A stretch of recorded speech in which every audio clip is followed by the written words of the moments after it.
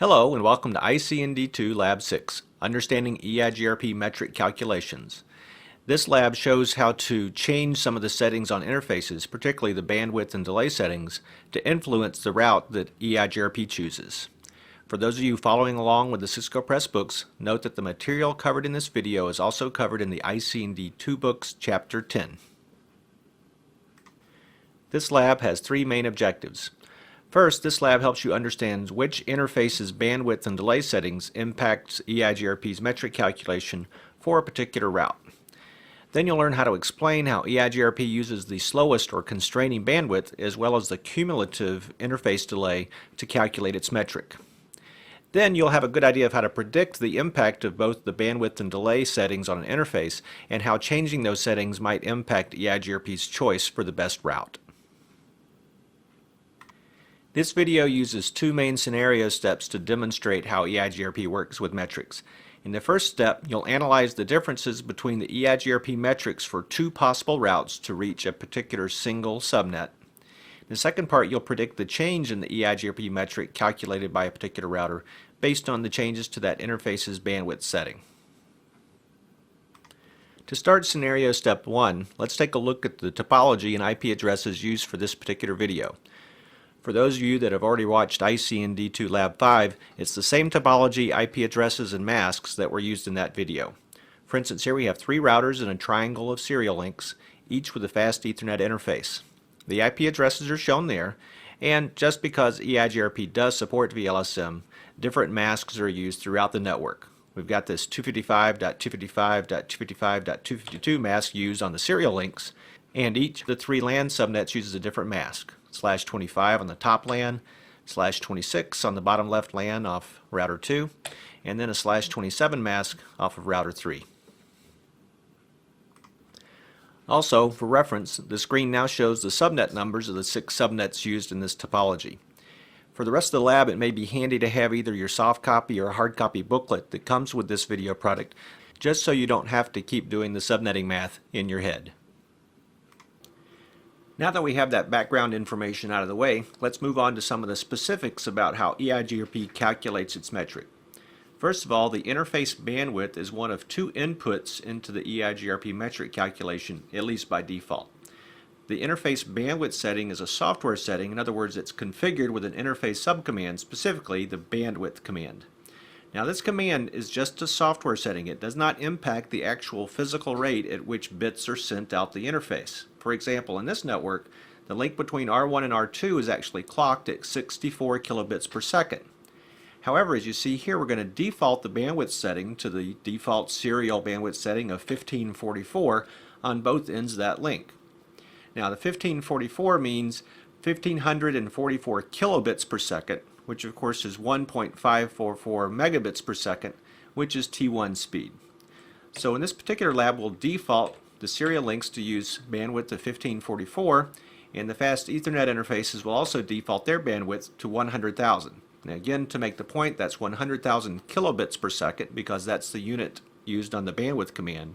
But 100,000 kilobits is equal to 100 megabits, which is appropriate for a fast Ethernet interface. Next, let's consider the fact that EIGRP's metric calculation uses the slowest or constraining bandwidth, not the overall bandwidth. For example, in this video lab, we're going to focus on the route from router R1 to the lower left-hand LAN subnet. So in this case, there are two routes. There's the route that goes left, directly from R1 to R2, then the route that goes a long way around, that goes from R1 to R3, and then over to R2. However, EIGRP only considers the slowest bandwidth amongst all the links in a particular route. In particular, it considers the slowest bandwidth on the outgoing interfaces in each route. For example, here now the video removes the unnecessary bandwidth from consideration, so it just lists the bandwidth command settings for all the outgoing interfaces in these two competing routes. Well, as you can see here, the slowest bandwidth in each case is 1544. So, from EIGRP's perspective, both routes are equal, at least in regards to bandwidth. EIGRP uses both interface bandwidth and interface delay as part of its calculation of the metric. Now the delay, instead of being the slowest or constraining delay, is the cumulative delay, and it's the cumulative delay for all outgoing interfaces in a route. So if you take a look at the figure here, we overlaid the delay settings on each of the outgoing interfaces on the two competing routes. Now it turns out these are the default delay settings on these interfaces. So if you take a look at the R1 to R2 route, we see that the cumulative delay will be 2010. If you then look at the other route, see the cumulative delay is 2000 plus 2000 plus another 10, or 4010. So as it turns out, even without knowing the details of the EIGRP metric calculation, we can predict that R1 will pick the left-hand path over to the subnet on the bottom left because the bandwidth ties between the two competing routes, but there's a smaller cumulative delay over the route to the left. Now, I can't imagine the specifics of the metric calculation are going to matter for the CCNA exam. However, it's a good place to show you the formula. So here we have the generic formula in its default state. In other words, EIGRP by default only considers bandwidth and delay, and here's what the formula reduces to. So for the best route in this case, the route from R1 to the subnet on the left that goes directly to R2, let's plug in the slowest bandwidth and cumulative delay. As you see here, we move 1544 up for the slowest bandwidth and 2010 for the cumulative delay. Now you can do the math yourself. I'll show you the steps broken down a little bit here just for reference. There's the math inside the parentheses. There's the multiplication by 256. Then add them together, you get 2,172,416. The number itself is not all that interesting, but we'll see that in several of the show commands coming up next. So now let's transition over to the command line interface for this particular network. We'll spend our time in router R1 because it's the route on router R1 to that bottom left-hand subnet that we care about most for this example. So if we do a show IP route command here on router R1, let's go find that subnet. Here it is. It's 172.22.12.192 with a /20 fix prefix length. Now note, inside the brackets we've got a couple of numbers. The 90 is the administrative distance for EIGRP, the default administrative distance. The second number is the metric. As you see there, it's 2,172,416. This value indeed matches the number that we calculated just a few moments ago here in this video. A few other details that are interesting. Notice the VIA field points to 172.22.112.102, which if you look at your IP address reference, you'll notice that that's R2's serial IP address. Also as a reminder, it lists serial 010, that's R1's interface serial 010, as the outgoing interface. Once again, a confirmation that this route is the route directly from R1 to R2. Next, let's take a look at the interface bandwidth and delay settings on R1's serial 010 interface. So if we do the show interfaces S0/1/0 command, and you looked up toward about the third or fourth line in the output, you see both settings. Now the bandwidth is relatively obvious. It's preceded by the letters BW, and it says 1544 kbit, reminding us the unit is kilobits per second, and there's our 1544 value, which is the default on serial interfaces on Cisco routers. Now the delay setting's rather odd. Instead of saying delay, it says DLY for short, and notice here it says 20,000 USEC or microseconds. When you do this show command, it lists the delay setting in the number of microseconds, in this case 20,000 microseconds. Oddly enough, the configuration command that configures the delay command, as well as the EIGRP metric calculation, uses a different unit. Instead of using microseconds, it uses tens of microseconds. So that 20,000 microseconds is the same as 2,000 tens of microseconds, which is why we fed in 2,000 for the interface delay when we showed how to calculate the metric. If you go over and look at the settings on the Fast Ethernet interface, we see some similar ideas there. We have BW for bandwidth, and it says 100,000 kilobits, and the delay setting of 100 microseconds, which is the same as 10 tens of microseconds.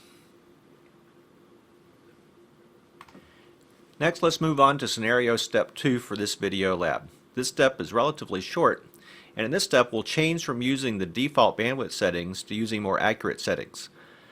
Two of the serial links are actually T1s, but the link between R1 and R2 actually uses a 64 kilobit per second link.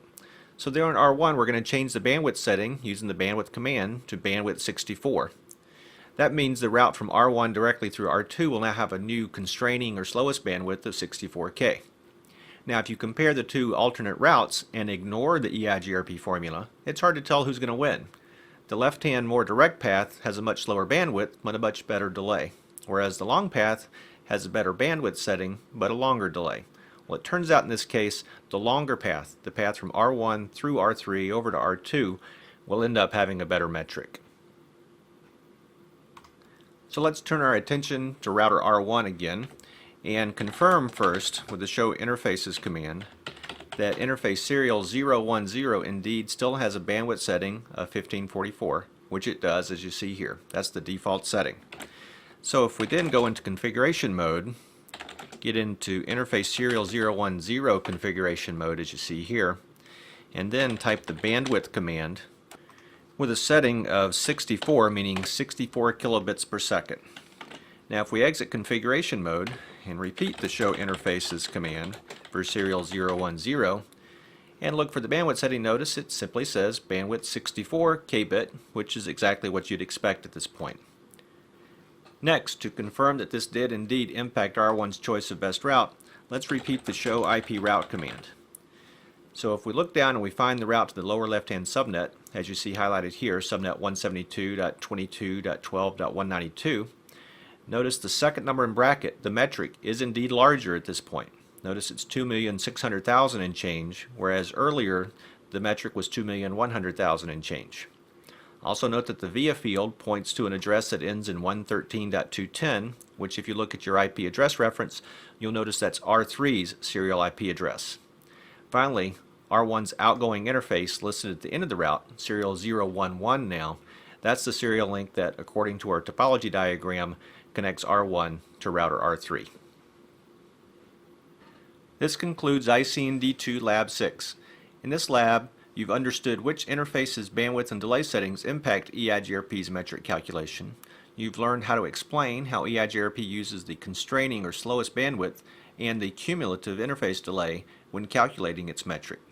Finally, you've seen how to predict, to some extent, the impact of changing an interface's bandwidth setting on the metric that's calculated by EIGRP.